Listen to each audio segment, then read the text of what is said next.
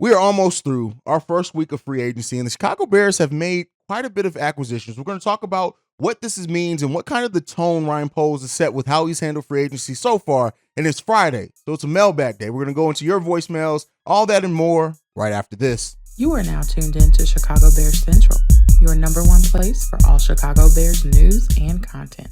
All right, Bears fans. So we're going to start this off before we get into the voicemails with kind of the things that right now, the observations that we have from Ryan Poles, this first part of free agency. And so Ryan Poles absolutely came into free agency with a plan and has stuck that plan. We started free agency off after the DJ Moore acquisition with $75 million in salary cap space. And we've gone through that. And Ryan Poles has even said with free agency, we stuck to our plan. And that's one thing that Ryan Poles did. And it feels good to have a front office that actually has a plan and had that plan thought well enough through that they stuck through it. And yes, there are some things and some issues that we still need to do. Free agency is not done, but it did feel good to have a front office that had a plan in place for a free agency. And part of that plan was looking at scheme fit, right? We know that if you look at everyone that the Bears went out and acquired, they made sense to the scheme that this team runs. And that is important. We had Ryan Pace here for so long, and he just gave money to players that didn't necessarily always fit on paper the way that you would have thought. And so while schematic fits and fits on paper don't always go the way that you would think, right now Ryan Poles is sticking to the plan of going after players that fit what they do here in Chicago. And I for one like that. When you look at Tremaine Edmonds, definitely is a fit. When you look at even the acquisition of Dante Foreman, definitely a fit. So the fit that has been at the forefront or whatever that they did. And so, it is what it is. And then, so with that also is that Ryan Poles didn't go after some of the bigger name free agents that just were big names just to be names. And I know that is an issue for some fans that just want to see names and they really gravitate towards the big names around the NFL. Ryan Poles didn't do that, and he stuck to things that were going to do well and help this team. When you look at Tremaine Edmonds, TJ Edwards, these are people that fit, and they're going to be playing the best situation and position for them. And Ryan Poles said this: I think you can get in trouble if you go heavy with the biggest need and you fire away there and you let really good players walk away because you're too stuck on where you need to get players. Again, that's what Ryan Poles did and kind of set that tone, and it's good. He also went after players that were still fairly young. When you look at the players that we've acquired, TJ Edwards, 26, Nate Davis, 26, DeMarcus Walker, 28, Tremaine Edmonds, 24, right? We went after players that still are fairly young, still even in some areas have some room to grow their game. Tremaine Edmonds, at being only 24, can still grow and add things to his game. And I like what he did. So when you look at youth, to be able to stay young, fast, explosive, which was something that Ryan Poles said, he's absolutely done that in the way that he's attacked free agency so far as well.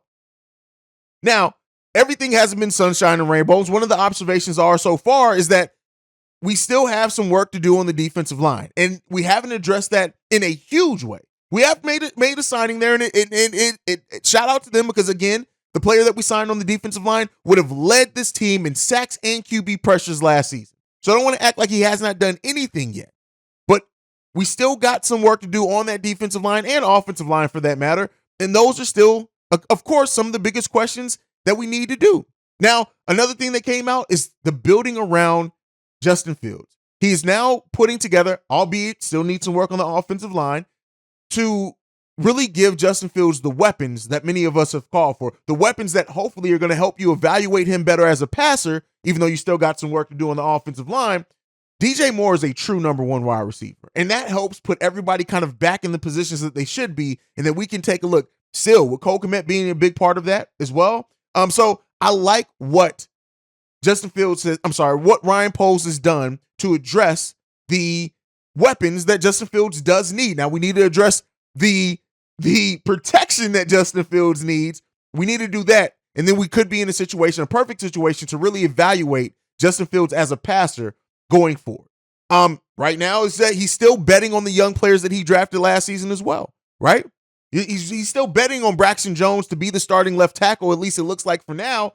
And again, keep building that confidence in the young players. Tevin Jenkins still, he may switch positions, but still probably going to be a starter for our best offensive lineman last year. We still have some glaring holes that we need to do on that offensive line. But as of right now, looks like Braxton Jones is going to be the left tackle. Nate Davis is going to be the left guard. Cody Whitehair is probably going to be moving to center. Tevin Jenkins is the right guard. We still need to go after and get another tackle again. So we'll see what happens with that, or if they're going to move Jenkins back to tackle. We'll end up seeing. And so that is what kind of the tone that Ryan Poles has set so far in free agency. Is everything solved right now? No. Do we still have work to do? Absolutely. But at least Ryan Poles in this first week, basically, of free agency has shown you guys the kind of the path that he's going to go. Let's hope that he continues to build off that. All right, enough of me talking. We got enough. I asked you guys for voicemails, and you pulled my card. You sent in a lot of voicemails. If your voicemail is not listened to on this episode, we're going to get to it on tomorrow's episode. And then the ones that sent text messages as well, we're going to get to those between today, tomorrow, Sunday, and Monday. We will get to every voicemail that has made it in over the course of this weekend. This one's from MCC. Man, hey, if you don't get your ugly, dusty ass off the cam and let C-Dub or Bobby take over, man, you know what's already good. Nah, but seriously, it's MC season, aka Los. So we know Pauls is going to focus on the O-line and D-line. My question is, what do you think, like, which line do you think he should focus on more? The offensive side or defensive side? All right, thanks, man. Take care. First of all, shut up. No, second, I appreciate MC Season is the OG vet both on here and Chicago Bulls Central. But he said, should Poles focus on the D-line or O-line first? And my answer to that is wherever you feel like you can get the talent. I do feel like both trenches need to be addressed in a meaningful way.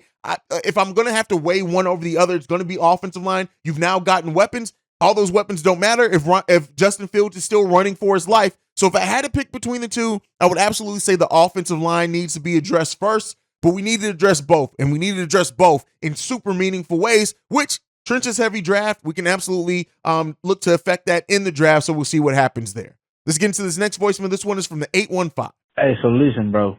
I just watched your video on the draft picks and the trade with DJ Moore and the Chicago Bears and the Panthers, right? So I heard a question. Hold on, I'm actually watching a video right now. So let me back up a little bit and see what.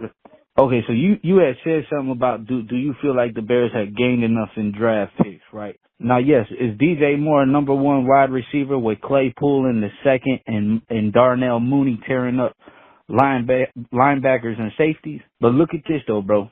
So everybody's argument is that they say Justin Fields is basically a running back quarterback.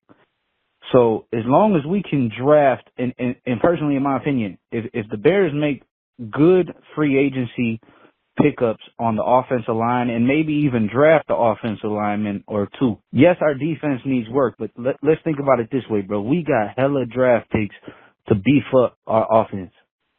But this season right here is to show the haters basically that Justin Fields can throw. But if Justin Fields can't prove his growth with the draft picks that we got from the Panthers on this trade, we could use draft picks to pick up another quarterback.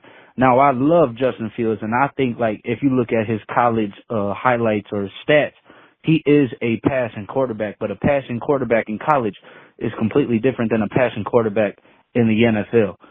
So the draft picks that Ryan Poles had picked up is basically like, no matter what, if it goes wrong or right, there's always going to be an answer to the solution either way. And that's the way I'm going to look at it, bro. And I think everybody should look at it too. But I mean, shit, folks, tell me if you're wrong, because personally, I think picking up DJ Moore, 2 first rounds and a second round picks at 61, you basically got 3 first round draft picks, bro. So look at it that way, gang. No cap. Like, folks, I think Ryan Poles did his shit on this trade and shit. All that for one draft pick, guaranteed it's the first draft pick, but for all that for one? Man, come on, gang. We know what's poppin', G. Come on, let's be real. All right. And this is kind of the mindset that we go into. It's saying that if the Bears have good pickups on the O-line, and this is an opportunity for Justin Fields to prove that he can throw. Now, if you've seen Justin Fields play in college, you know that he has the ability to throw, right? And so We need to see that. But I love what you said here is that Justin Fields has the opportunity to prove that he can throw. But we talked about this on the live stream as well. Honestly, I love Justin Fields, and I do think he is going to prove it. But if for some reason Justin Fields doesn't, that like Ryan Poles absolutely. When you look at that extra first round pick they got from the Panthers in this next year's draft in 2024 draft, you absolutely could maybe see Ryan Poles going a quarterback if he feels like, hey, I've given you the line, I've given you the weapons, you ain't get it done. Let's go a different direction. I'm not saying that that's likely. I'm not saying that that's the outcome I want to see. Ryan Poles, to me, is our franchise quarterback, and I think he is going to prove, again, with the offensive line improvements, that he is going to prove that he is a franchise quarterback that you can build around. But if for some reason it doesn't, for some reason Justin Fields looks like a terrible passer, for whatever reason, if that does happen, Ryan Poles has built enough future assets in this to where he could go. And next year's quarterback class is better than this year's quarterback class. So the Bears could absolutely look to maybe move that. And don't look outside of it, and this is something we haven't talked about a lot yet on this show, is that if Justin Fields does prove he's a passer, and let's say the Panthers do have a struggling season, and that first round pick ends up being top 5 next year, we can see the Bears trade down yet again for teams that are going to want to get after their quarterback, and he can get another haul for that. So I like what Ryan Poles has done, but I absolutely agree with you that there is a chance. I'm not going to talk about how big it is, but there absolutely is a chance that Ryan Poles, if Justin Fields does not prove it in next season, could then start looking at maybe going a different route at quarterback. Again, highly unlikely. I'm not saying that that's the outcome that I want. I'm not saying that's the outcome that's going to happen. But Ryan Poles, all I'm saying that is to say that Ryan Poles has set himself up to where if he does need to make a pivot, he has the assets to do so. All right, let's get into this next voicemail. Gonna let that play now. Yeah, the Bears are doing a good thing. I'm proud of them. They're picking up some linemen, offense and defense, and the best in the league, free agents. Also got the best linemen in the draft. So they're putting some stuff around Justin Fields. They're going to pick up the best receiver from the Panthers. Wow, dude. But still going to take at least another year or two for continuity set in. I'm the guy that called you 3-4 months ago, was telling you the continuity is where they all got to become friends and know each other. Moves and all of that takes time to fall in place. Maybe not this year. Might not even be next year, but the Bears will be a contender starting this year. And I'm proud of them and tell them that their fans are getting much more confident and happy in them and making the right decisions. And trust me, we're not going to forget the Bears. All right. Listen, I love hearing people turn. This is the same guy who called in a couple of weeks ago that said literally, if the Bears aren't in Super Bowl contention, that the coaches need to be fired next season. I'm glad that you see that Ryan Poles is starting to improve this team, that he is doing the work to add talent to this team that we need. I love hearing people, not just because it's turning around on your opinion, but I love being objective enough to realize that, yes, Ryan Poles is putting things in place that we can start looking at this team a little bit differently. And I love what he's doing. We're going to continue to see it evolve. It's going to take time, right? And I know we live in a microwave mindset. Everybody thinks you can add water, throw it in, heat it up. It's good. That's not everything. It's going to take time. And this is still, in a way, is an evaluation season, evaluating not only the receivers and the weapons, but Justin Fields as a thrower. But it's also a season which you still want to build. Last year, it was all evaluation and development. This year, it's evaluation, development, but winning while you're doing it. And so we'll see how this team turns into, but I really do like our possibility to evaluate, evolve, but still get some wins in there while we're going to do it. All right, let's get into this next one. This one's from Big Homie. What up, Hayes? It's your boy, Ant the Big Homie, calling in for the first time. Always checking you out. I want to talk about the draft, bro. I've been doing extensive scientific research about the players that we need to go after. So hear me out. I know people was talking about bringing in a more veteran left tackle. Damn that. I say go get Peter Skoronsky, big dude, tackle from Northwestern. That boy was made to be a bear. He was made to be a bear.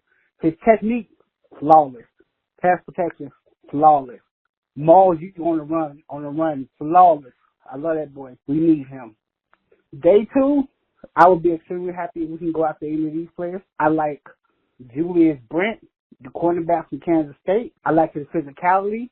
I like his closing speed. I like the way he opens his hips and run with the wide receivers. Pause. I know that's a little sus. A little sus. Pause, but you know what I'm saying. I like him. And I can picture him opposite Jalen Johnson. I can see that, bro. I can really see that. Another person I think keep an eye on, the defensive tackle out of Florida, the big boy, I think his name is Javon Dexter. That kid reminds me the most of Tommy Harris. Under the radar. He's physical at the line of attack. He can run stop. He can put pressure up the middle. I think he will be an excellent choice in day 2 if we miss out on any other big tackles, first round. If we choose not to go defensive tackle, we choose to go with my guy, the Scrunk. I think day 2 we could find our 3 technique. And another guy I like is the kid from Georgia, the tight end, Darnell Washington. He's big, he's physical, he's a big target for fields to especially picture cold weather. I can see him cold weather, no linebacker trying to bounce off of him, safety's coming up, he's stiff on him, he's dipping the shoulder, he's running over people. The guy is a physical specimen who can catch. He's not the fastest. It takes him around a long time to get some legs going, but I can see him a big physical opposite Cole Kmet. If Cole might go down, he could easily step in and be number 1 in my mind, but I can see him opposite Cole Kmet, just stretching the middle, giving defense that work. All right. And listen, all the draft, I love that you're doing your due diligence on the draft. I love it because, yes, there are a lot of, what I take from that is, yes, there are a lot of prospects in this upcoming draft that can drastically help the Chicago Bears. And I know you're going to have some naysayers and some people, well, how much is a first round pick or picks in the 4th or 5th round really going to help you? A lot if you make the right one.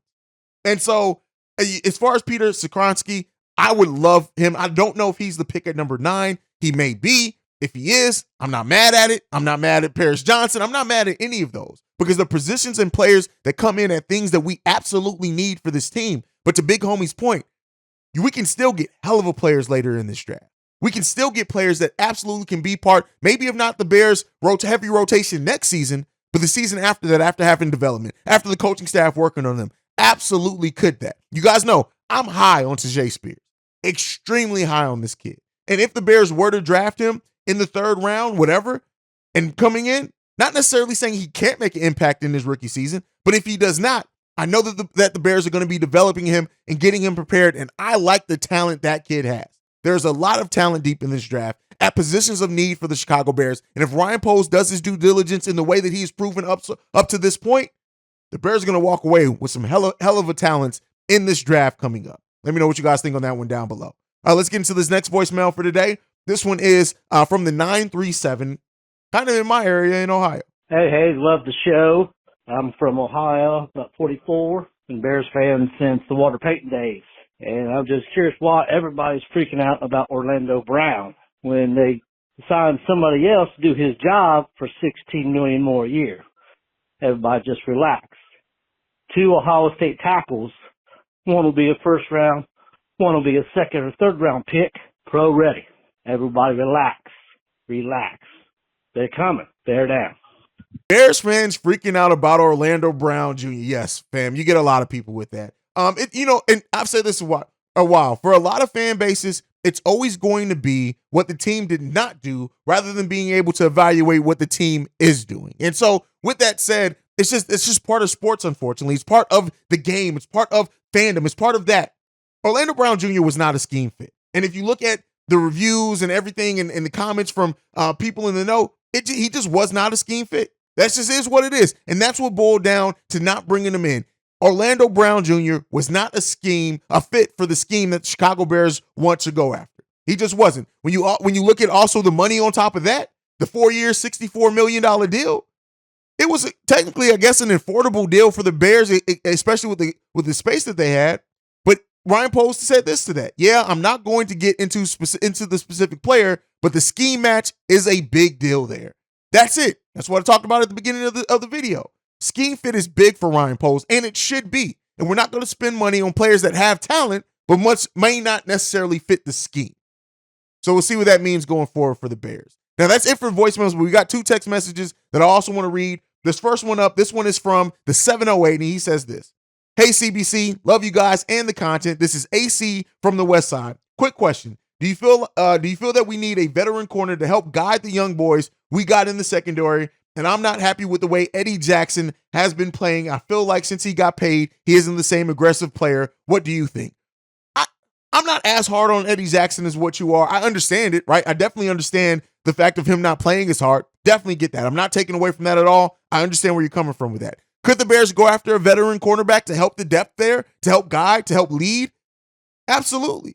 I don't know if that comes in this first wave of free agency. We may see that more in the second wave of free agency. And we could see the Bears actually draft an additional quarterback later in the draft if they see somebody. I don't know if it's high on the Bears list of priorities in the upper picks of the draft, but I absolutely do think that that it is a possibility that they do go after a veteran corner to add some depth, add some experience, add some leadership. Definitely, I don't think that that's out of the realm of possibility. Guys, let me know what you think on that one down below.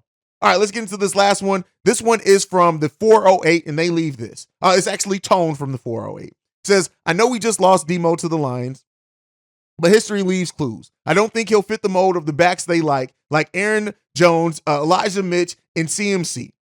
All are shifty home run hitters with receiving ability. I think they got after someone like Miles Sanders or Watson Johnson in the draft. If they like Herbert, I think they bring in Jamal Williams to complement him. Now, this was left clearly before us bringing in Dante Foreman, and that's the route that the Bears did go. And I think that when you look at it, they brought in somebody who can do things similarly to what David Montgomery could do, and it is what it is there. They're going to one-year deal, kind of one of those prove-it deals. We're going to see how we rock it out. To me, I think that bringing in Foreman means that maybe they look at a younger player in the draft, and then if that younger player comes in and performs, Dante Foreman goes away, you don't have to pay another running back. So it could be something like that. I love the deal that they got Foreman on. I love the what that leaves them to be able to do in the future as well. And I think it was a smart move by Ryan Poles. But you guys can let me know what you think on all that down below. But that is it for today's episode of Chicago Bears Central. Make sure you're following the show at Chi Bears Central. You can send us any feedback, questions, comments, concerns, ChicagoBearsCentral@gmail.com. Lastly, if you want to leave a text message and or voicemail to sound off on the mailbag like you heard today, the number to do so, 773-242-9336. We are the number one spot for everything Chicago Bears related because of you guys. And like I like to end every episode on, bear down, y'all. Peace. This has been a presentation of the Break Media.